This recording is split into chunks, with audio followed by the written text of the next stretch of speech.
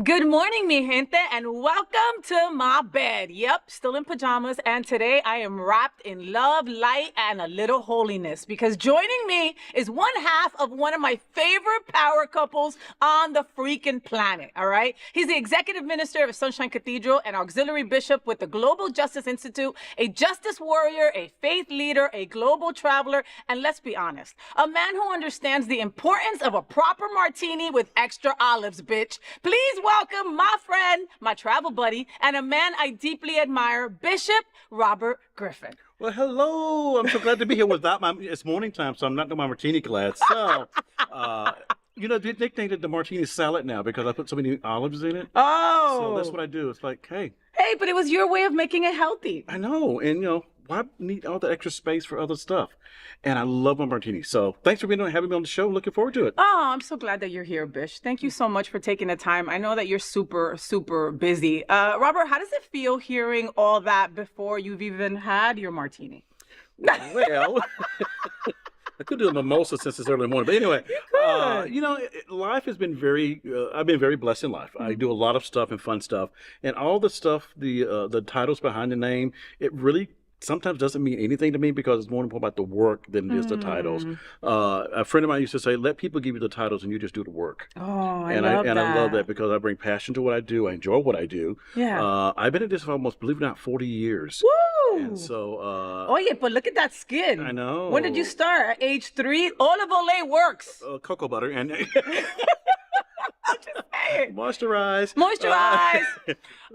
Robert, so you've worn many hats, in over your 40 years of service, a Navy chaplain, right? Global justice, pastoral leadership. But today, what part of your calling feels the most alive? Like Sunshine Cathedral calls itself the world's leading progressive queer church, hashtag my queer church, which, what does that really mean in 2026? I think in 2026, one of my passions is always justice work. And it's not about justice for just us, but it's justice for everyone. Yeah. So what sparks me at the cathedral, this is our 20th year here, by the way. This is going on 20 years that Darrell and I have been here. And so what has always lit my passion about being here is the people, first of all. Because what we do, we don't do for ourselves, we do for those who are yet to come. And so a lot of that focus around justice work about people who have not yet heard that tagline that we do, God loves you just as you are. Yes. Always been kind of a bedrock. But I think what really excites me is about you just never know what you're going to get from day to day, or from Sunday to Sunday. You just don't know who's going to show up. And you have to do the work to prepare. Yeah. So preparing for people to show up, not knowing who's going to show up, is kind of like that always exciting part to me because it's like, a girl that's like throwing a party and you hope someone shows up after the invitations have been sent out. Yeah. So, and we do it every Sunday. I call it a show. We do 2 shows every Sunday, 9 and 10:30. Live shows, But, when you think of the cathedral, you think of the things that cathedral represents also. It's a place of entertainment. It's a place of education. Yep. It's a place of spiritual development. And it's a spiritual community for a lot of people who call this place home who have never come to a Sunday morning worship service. Right. A largest part of our community is online. And so with all our viewership from around the globe, it excites you to say, wow, what can we do next and how do we do it differently? So, right. I mean, but isn't it crazy that it's like a whole new world and what you're doing is giving inclusivity, to a place, right? I remember being a kid and seeing these stained glass windows, right, in these beautiful churches and seeing at the front, all are welcome.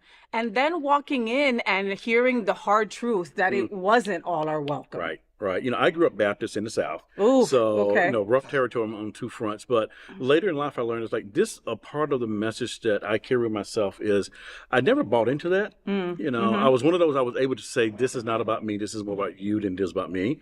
And to live as an example of what it means to be beyond those religious trappings, scriptures, churches. And that when people say that I don't belong, I don't know how to exit. Because why stay there for that toxicity? Yeah. And that's a lot of toxic stuff that's going on. Yeah. Okay. And let me touch on that. Like, I know gay people that go to churches where they're hostile up there about who they are. Why is that like a self-hate kind of punishment? I think it's self-hate. It's a little bit of self-loathing. I think a little bit of everything, but I don't think people, let me break it down a little bit further. Black, religion, it's a major trouble for a lot of Black people because they grow up with that religion that somehow says, I can't let go of this. But yet and still, I know that's not healthy for me to hear. And so I think it's just part of what they think that they need in order to stay where they are, but they really don't. I have a lot of friends who dabble. They come here and they go back to that, and and I call it the dabbling person, and so a lot of people are still searching for that true meaning. And I think a lot of it that's searching within themselves to find what really works for them. Some folks get it, some folks don't, but at the same time, I just like the fact that Sunshine Cathedral is here for everybody, regardless of where they're on their journey. It really is. And Sunshine is, and I love that I consider Sunshine Cathedral my queer church as well. When I am not able to go to Unity on the Bay, I come to Sunshine Cathedral, and I have seen firsthand how people exhale. Yes. When they walk into Sunshine Cathedral, right? And I don't even have to explain. I just got chills right now, right? Because you know exactly what I mean. Especially the first-time visitors who don't know what to expect, but I can watch them and pick them out. It's like, this person's going to have an experience here today. And so many of them, once they begin to let their guards down, you can kind of tell, this is what I need. This is maybe even familiar. And they most of them end up in tears before at some point during the worship service. And I think that's a climax moment. They've hit their peak of what they needed spiritually for that day and for that moment. And you see them just exhale.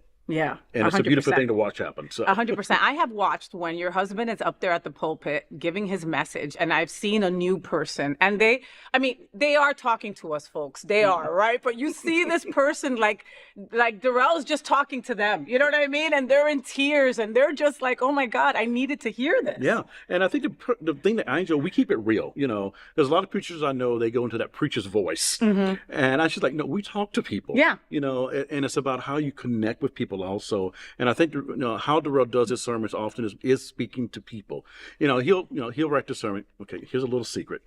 So Darrell will write the sermon and he say, did you read it? I goes, no, I want to hear it for the first time tomorrow. And people think that I have read his sermon before.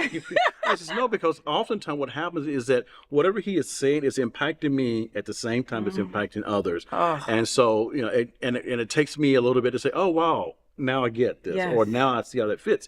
And so that's part of our little secret is I don't read it beforehand. Because then I'll sleep on the sermon. I need to stay awake for the sermon. So twice. Yeah, twice.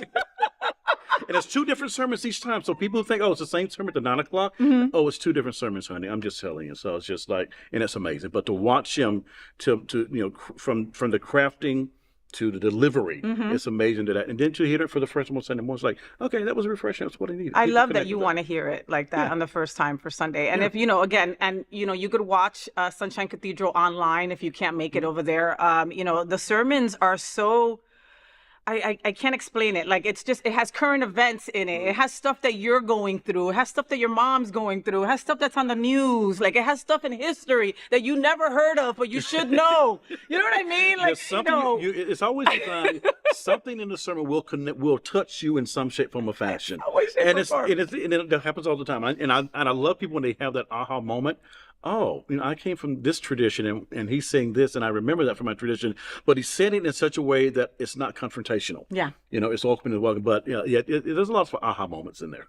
I love Darrell. So I got to talk about love for one moment. You know that you and Darrell are power couple that like me and Teresa wish to be every single day. You're fun, you're good looking, you have, you know what it is to make a great martini. I mean, you and Bishop decades together.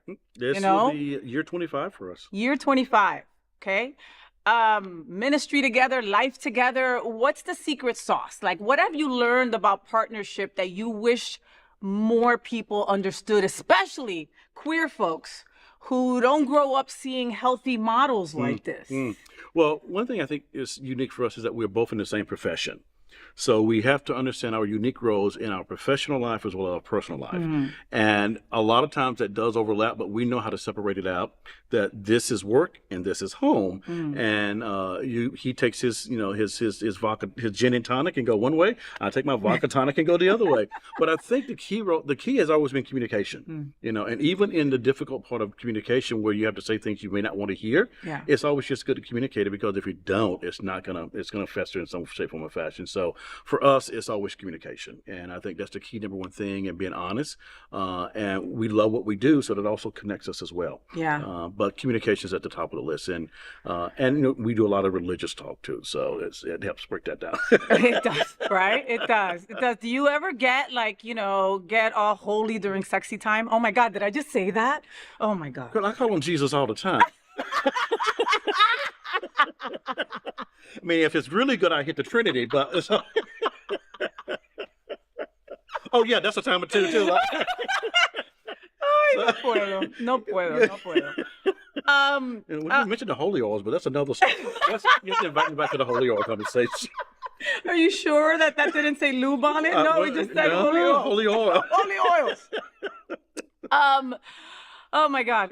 So Robert, we've traveled together, right? Yes. Italy was one of the most incredible trips that I have ever been on to this day. And, I've gone to Turkey and I've gone to Egypt and I've gone to other places and Greece, but for whatever reason, that Italy trip solidified the fact that I wanted to continue to travel. Yeah. That was a unique trip. That was the first time I think I did travel out, helping out travel, the spoken wheel type thing. And I think that made a difference because people got to bond with people differently, and also we see each other in bed or we see each other here and there, but to travel with people, it's that's one of the things that makes people, it's one of those couple things. If you can travel well with people, you can really get along with them. And so I think just traveling and having had that experience, people bond, and they almost bond for life in a way that most people don't if they've never travel with somebody like that. Well, I want to say that was at the tail end of COVID, right? Because it was 2021 or something like that, right? So we were still kind of very aware of masks and stuff like that, and certain things were restricted, but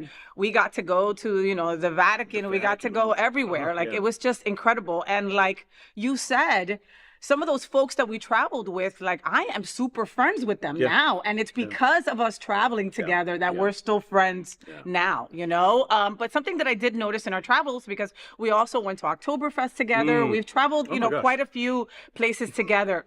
You and your hubby are the same everywhere. You're exactly the same on the pulpit as you are, at a bar in Italy, as you are traveling on a bus for a couple of hours. You're grounded, you're playful, you're deeply connected. Only if you can see the bubble above my head most of the time. Yeah, I mean, we are pretty much, I think that's one of the things that we appreciate about ourselves, is that we're pretty much authentic wherever we are, and we have this saying that if I can do it in church on Sunday morning, I can do it in the club, I can do it when I'm traveling somewhere outside of the country. Wherever you see us and whatever you see us doing, we pretty much come in our own selves to say, this is just who we are. This is just me. Yeah, this is just me. Don't expect any cartwheels and that. Whatever you see me doing, this is just it. And, if you got me at Oktoberfest with 5-liter, mugs in front of me, that's just me, and at the same time, if it's a moment that requires different, it's just us. But yeah, we love traveling. We love having fun. We love meeting people. And we mostly just love being ourselves. Yeah. Because it's too much work to be somebody else. Wow. And just be yourself. And I think that's how we appreciate each other and appreciate what we do at the same time. So let's shift from the pulpit to the stage. Okay. Okay, because what you guys transformed that stage into is just incredible, all right? Sunshine Cathedral is also serving culture, all right? You oversee the Center for the Performing Arts. What's coming in 2026 right now that people should be excited about? I told you before we started the show that I've got to see Varla Jean, the drowsy Chappell Rowan. Oh my God, I got to see it. She's so freaking talented. And I saw her here the last time, I want to say. I'm also looking forward to seeing Ann Steele, who is just an incredible talent, who I was blessed to see her for the very first time on your stage years ago. And fell in love with her energy, her love for our community, for her love for South Florida. And, just consider her kind of like a part of the Sunshine Cathedral family because she's here every year, Tell me what else to expect this year. There's a lot. You guys are jam-packed. Yeah, I think we have 24 shows for this season. And one of the things I love about our space is that a lot of spaces don't consider themselves, they just worship. We are worship and the arts. worship is art, art is worship. But when we get to the art side of who we are, a lot of exciting shows. Some of you mentioned, but the one I'm really looking forward to is Jay Rodriguez. Oh my God, Jay Rodriguez! I forgot from Queer Eye, right?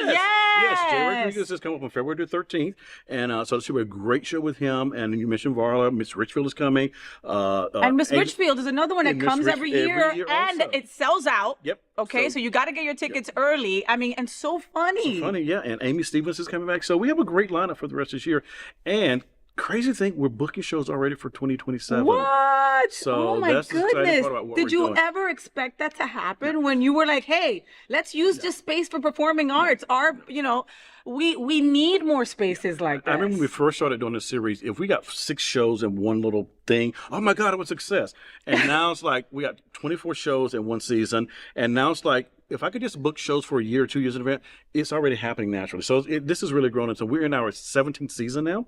Wow. So it has really grown. And I love the people who come to these shows or these performances don't necessarily come to church. Yeah. But yet when they come inside of the cathedral, they experience a worship setting, but it's not worship. They're there for Ann Steele. They're there for Varla Jean. They're there for Richfield. They're there for all of them. And so, it takes on a whole different synergy of energy altogether when people come in for those shows. And I'm looking forward to it, especially sunshinecathedral.org/arts. Go there. You'll find Go there for sure. Yeah. And one thing that I love is that at the beginning of every show, you make your husband go up there. You like how I said that you make your husband go up there, because you rarely go up there, okay? And he's got to go, "Hi, I'm Bishop. This is our church. Welcome to our Performing Arts Center. You're in for a great treat, blah, blah, blah. We are here because of this, the help of blah, blah, blah, and blah. Please enjoy the show," But everyone usually is like, "What the hell? Why is there someone up? Does he have a collar on?" And does he have a martini glass in his hand? So people are always like, "Is he the opening act? Is he about to do some comedy?" And then he comes out. That's my favorite part of every show. And I'm there for the show, okay? But it's just like, okay, when is Darrell coming up? You never know what he's going to say. That's the fun part. Never. But yeah, he's like the anchor to opening all the shows for us. And it can take any form that sometimes it depends on what's in the cup and what's not in the cup. What's not in the cup. As to what happens or not happens. But it's a great show. And he loves opening because I think that's, for us, is kind of like getting people to see who we are. Yes. And you can see us on Sunday, but you can also see these shows at the same time. And interacting with our community. And, Sunshine Cathedral is #MyQueerChurch, right? It's not a surprise. It's not a secret that queer people love theater. We love to be entertained. Yes. We support folks that most people have never heard of. Exactly. And I am so appreciative of our sponsors as well. We have a lot of great sponsors. Our Fund? Our Fund is one of them. David Jobin, we love you. Can is another one. Can Community Cal, we love you. Fast Prince is another one. We have our own liquor. Primo Liquor is one of our major sponsors also. Oh my God. Primo Liquor, I love their liquor. They have lots of what a blessing. Great tastings also. And also Outclick Magazine is one of our sponsors as well. So, thank you to our sponsors, but also thank you to the patrons. It's like, I look at the numbers last year, and I think we had over 15,000 people who attended a performance last season, and I think we're going to break that this season. Wow. Performances. So that's how well this off-Broadway, out of what manners, but in Fort Lauderdale theater is doing in our community that's making an impact in people's lives. So we love it. It's 12 minutes from Wilton. It's really not that serious, Let's go back to Jay Rodriguez real quick, okay? Because I'm like all about, is he singing? Is he acting? What's he doing? I think he's doing a little bit of it all. And if I can get him to take his shirt off too, that would be even better. Yes. One of my favorite shows that you put on was Christopher Hamlin, right? I mean, like when he came and he brought it he changed outfits and he was the whole show. I was blown away. I didn't know he played all those instruments. I didn't know he did all this stuff.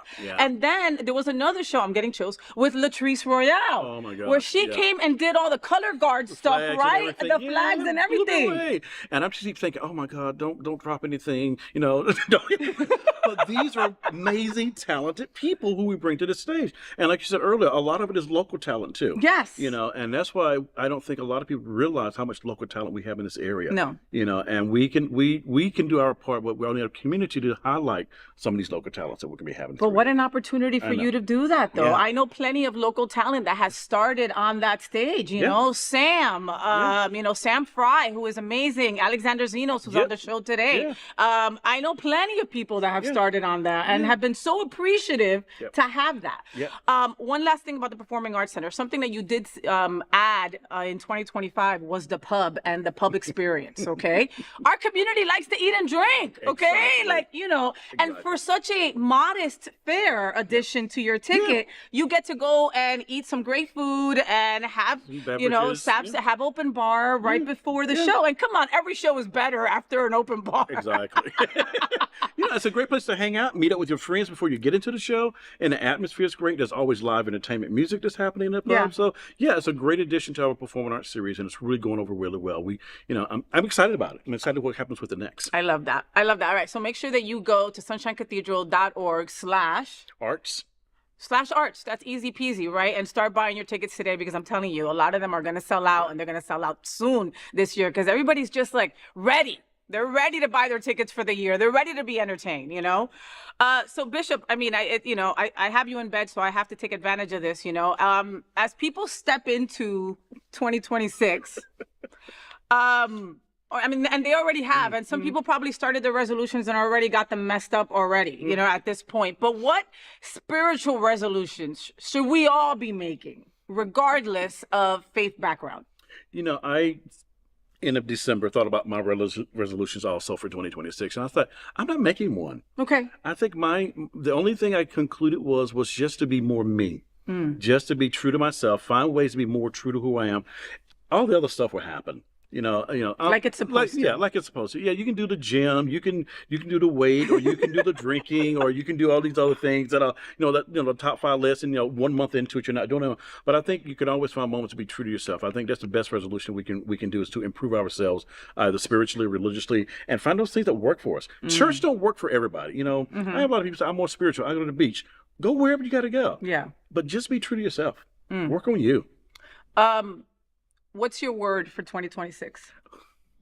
My word for 2026, and it's so funny you should ask me this, because our family, I'm the last of 14 siblings. So my family does this thing every year on the first Sunday, is that we get together via Zoom, and we have to come up with our word for the year. Okay. Oh, wow. Okay. So we just did this yesterday on Sunday, this past Sunday. So my word for the year is steadfastness.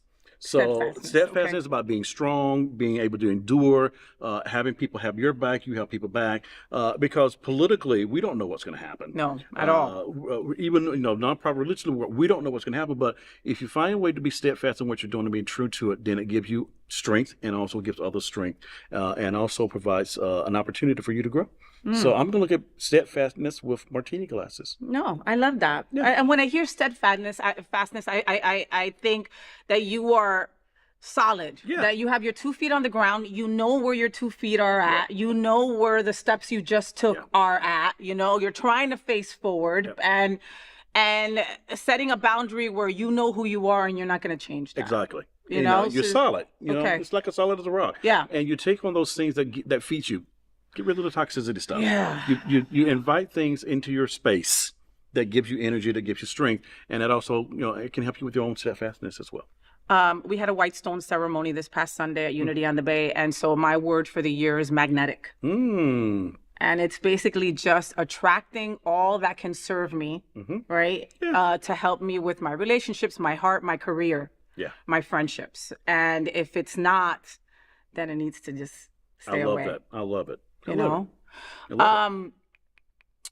What should we stop apologizing for in 2026? In 2026, stop apologizing for self, because I think we get ourselves in the way. Stop apologizing to yourself.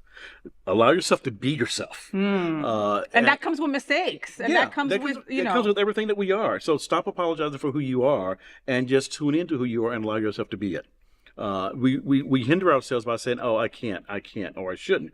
maybe sometimes we can and we should, and just jump for it, go for it. I love that. I love that. All right, Bishop. So it's time for my favorite game. It's called Say What with FayWhat. Okay, it's a quick fire or game. I give you two options, and you just answer real quick. You ready? Oh my gosh! Let me Hail Mary full of grace. Okay, let's go for it. Early morning prayer or late night meditation? Late night meditation. Big cathedral service or intimate cycle worship? Both and. Okay. Justice work or pastoral care? Justice work. Italy or Oktoberfest? Both. Martini with olives or Durrell's cornbread dressing? Both. Preaching or producing a show? Ooh. Preaching. Ooh, ooh. Bishop Robert Griffin, thank you so much for your faith, your friendship, honestly, your leadership, and for reminding us that love and justice are holy work. Amen. And we can all do it, right? So say it. And because this is my tradition on my show, on the count of three, look into that camera and give them your best FayWhat. 1, 2, 3. FayWhat! Yeah, that was a good FayWhat. That was some Southern cornbread shit in there. You heard that? Follow Sunshine Cathedral Center for the Performing Arts or go to sunshinecathedral.org/arts for everything to do with Sunshine Cathedral Performing Arts Center, okay? Lots of shows coming up and you don't want to miss out. So go get your spirit fed and your soul entertained, right? Indeed. Indeed. Thank you, Bishop. Thank you. I love you, baby. Love you.